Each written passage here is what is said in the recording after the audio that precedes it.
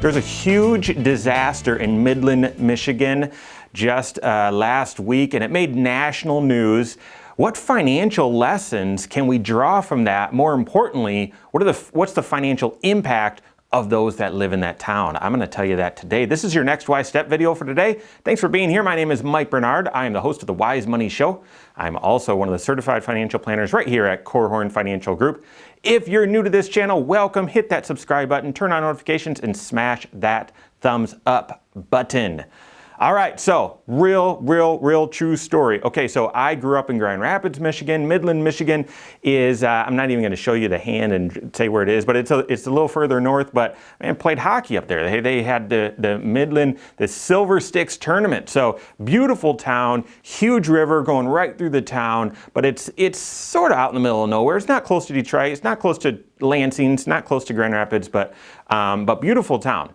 And it made national news when a dam broke and then started flooding the town, and then another dam broke and flooded the town. And obviously, huge disaster in the midst of this pandemic disaster, but it has financial implications. True story. Talking to someone this week whose family had a property on a lake in Michigan. And they were talking about selling the property. They've been talking about it since the beginning of the year. Family member passed away. They said, hey, we should probably list this property. We don't want to keep it. Let's sell this thing. And it was on a lake in Midland, Michigan. I saw the before and the after pictures. I'm going to float some up here right now. This is not of the specific property, but taking a picture out of the back over the lake. You see beautiful grass, you see a little beach, and then you see this awesome lake. Right? It looks just like Michigan or Minnesota, right? It looks perfect. And right next to it, the after picture is this house, this lake house, now has a bunch of grass and then no lake. The lake that this house sat on was the lake where the dam broke and it flooded. The dam actually created this lake, and the lake is gone. What if financially you had a lake house that was worth a couple $100,000? That is a real asset. One day you've got a lake house, the next day you just have a house on a sand trap, really. It looks like a huge sand trap. And apparently there's rumor they're not gonna redam the river, and so this lake might be gone forever. This house is worth dash less. I don't know if it's worthless, but it's definitely worth less.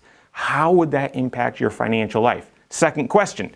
Thankfully, they didn't have any damage. The water all drained out of the lake that way. So no problem for them. Huge problem for everyone else. Water flooded the town. If that hit your house, if that hit your vehicle, are you covered? What happens? Here is the shocker, guys. Hopefully everyone in that area realized, hey, the river is a big part of the town here. We're in a floodplain, let's have flood insurance. But if you didn't have flood insurance, your house is not covered from that damage. Second, even if you did have flood insurance, there's a big tug of war going on right now because apparently that dam had failed inspections. And so the flood insurance might not even cover because there was negligence involved by the operator. Can you imagine? Can you imagine? Now, your vehicle that's underwater, your auto insurance should cover that, but could you imagine?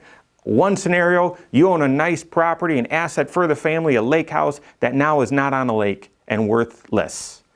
Second, you're downstream of that and your house is destroyed by water and you either didn't have insurance coverage or the insurance coverage you have will not cover it.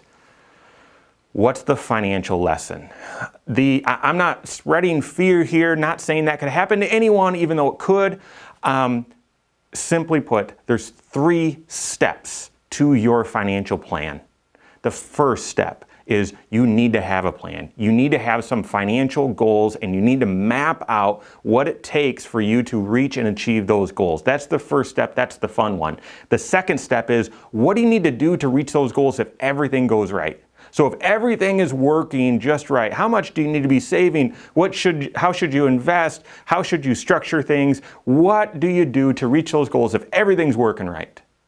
And then the third step to your financial plan is, what if things don't work right? What if everything starts falling apart? What if risk hits you and becomes personal in the most profound way. Are you protected? What's your backup plan? And so the lesson there is, yeah, make sure you've got your assets protected. Make sure you're diversified. Don't put all of your eggs in one basket. Don't rely on just one property. Make sure you've got financial margin, financial reserves.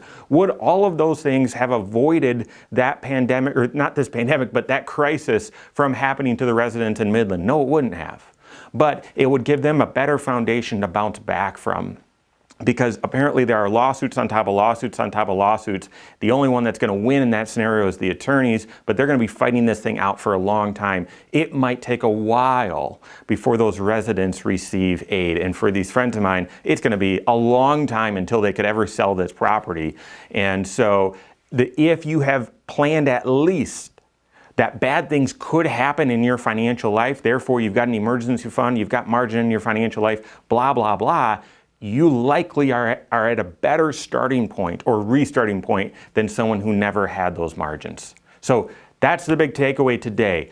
Make sure you've got a plan and you know what you need to do to reach those goals. Second, if everything's going right, what should you be doing? And third, what if things don't go right? Are you prepared, or are you as prepared as possible? All of that leads back to working with a comprehensive financial planner. You can always contact our team. If you don't have a CFP, you can find us online, corehorn.com. That's Corehorn with a K, or send us an email even, info@corehorn.com. All right, you're now ready. Go out and take your next wise step in your financial life.